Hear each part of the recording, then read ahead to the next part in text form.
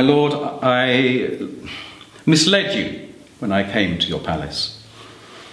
I said that I was here to take you back home to your father, and that is true. But there is a purpose. You are to show that you are a real man, my lord, by returning to the kingdom and marrying the Princess Augusta of Hesse, who arrives in 3 days' time. And you must make your decision. And the prince said, so what life is there for me? You tell your fairy stories, and I cannot see myself in your fairy stories. And the only fairy story you can tell me that is mine turns me into a monster.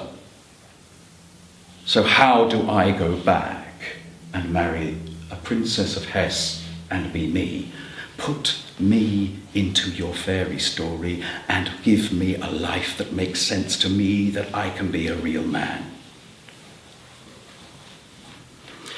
Very well, my lord. Poor man, our last stone. Once upon a time, said the storyteller, for this is a traditional story, my lord, that we all know, there was a prince, and the prince said, the stone you hold is for poverty, a poor man. Why do you speak of a prince? And the storyteller said, oh, there are many kinds of poverty, my lord, not all of them to do with worldly wealth. Once there was a prince who lived in a kingdom not far from here. And when he grew old enough, his father wanted him to go into the army and lead the armies into battle. And the prince said, Father, I'm not the killing kind. But he did his duty and he went to war. His father wanted him to be an ambassador to a far-off kingdom. And he said to his father, Father, I am not the diplomatic kind, and I cannot abide Ferrero Rocher. But he did his duty, and he was an ambassador in a far-off kingdom. And then his father said, and now, son, it is time for you to get married. And he said to his father, Father, I am not the marrying kind. But the pressure was too great and he had to marry. And so it was arranged there would be 3 balls. 1, 2, 3. 3 nights, one after the other. And at the end of the 3rd night, the prince had no choice. He had to choose a bride. And so the first ball night came. And the prince danced with the ladies of the court. And he was bored talking to them. And the clock reached 11 o'clock, and suddenly the room split, and a vision appeared at the top of the stairs coming into the ballroom. A vision in deep blue silk, the colour of midnight, of beautiful stars, like so many constellations across the dress, in such a beautiful and flattering cut. At the neck were jewels, sapphires, and on the girl's feet tiny, dainty shoes, each one embedded with sapphires. And everybody's breath was held. And the prince bowed to her, and he danced with her for 45 minutes and would accept no other partner.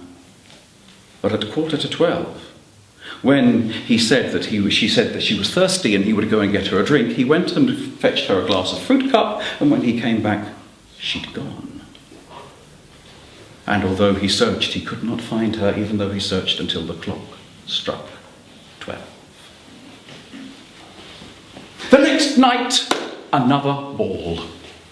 11 o'clock, the prince is bored, but then there's a hush and there's a vision of loveliness, a gold dress, bugle beads of gold rustling as the girl walks across the room. On her head, a golden tiara. On her feet, shoes set with the rarest and purest yellow diamonds. And he dances with her for 45 minutes, and then she is very thirsty. And Prince is being slow to learn lessons. The prince goes to get a drink for her, and then he comes back. She's gone. even though he looks for her until the clock strikes 12. And the next night, a ball, dancing, boredom, 11 o'clock, a dress, as if it is made of solid pearl, and yet it moves like water, and in the candlelight, a million rainbows dance of every single movement. A tiara for a princess of the sea, and on her feet, slippers of glass, of purest crystal that somehow are flexible and enable her to move and dance. And they dance for 45 minutes. And at 11:45, she is thirsty, and he holds on. And for 15 minutes he dances with her as she tries to pull from him, until eventually the clock starts to strike 12 and she is successful. She runs from him. She runs down the hall. He follows her. She runs down the palace steps and he goes after her, but she is already getting into her carriage as the last strokes of 12 are striking. But there on the steps is a shoe, a slipper of purest crystal that somehow retains its flexibility that crystal has never had before. Now, this shoe, this crystal shoe, is so delicate. Only the woman that he has danced with could fit this shoe, and so he makes a proclamation. And that proclamation is, whoever fits the shoe will be my wife. And so the prince, with a retinue of servants, travels the kingdom, and women all over the kingdom try on the shoe, and none of their feet fit the shoe, until he comes to one final house where there are two sisters, and the two sisters try on the shoe. And to his surprise, the first sister tries on the shoe, and the shoe fits her foot. Unfortunately, that does involve rather a lot of blood. And once they have removed the shoe from her foot and cleaned it, the second sister tries. Once more, there's some unpleasantness or blood, which will result in a decided limp for the rest of her life. And there is no one else, no other woman in the house. Oh, there's the servant girl. She sleeps downstairs in the kitchen in the cinders. And of course, we know the story. The foot fits her shoe. And so she marries her Prince Charming. And I'm not going to say they lived happily ever after, for I do not know what their marriage was like. Well, I'm going to take a guess then. I'm going to take a guess that she married someone who could be a good friend to her and could give her very good fashion advice. And he married a woman that he could talk to, and he could dress up, and could be his beard. And that's the story of Cinderella.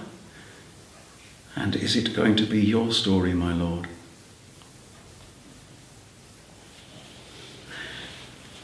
At this point, I'm actually not going to tell you the end of the story. No. I'm going to leave it for you. And as you go home tonight, I want you just to think what you think the end of the story should be in traditional story worlds. Should he go back and marry the princess? Should he stay in the palace of Sans Souci and be a real man in his own understanding of what a real man would be? Well, how about a third option? That he stays in the palace of Sans Souci being the man he knows he is, and that the storyteller realises that he knows more about what it is to be a real man than the storyteller ever did, and that he stays in the palace of Sans Souci too. And perhaps it's actually those two who could live happily ever after.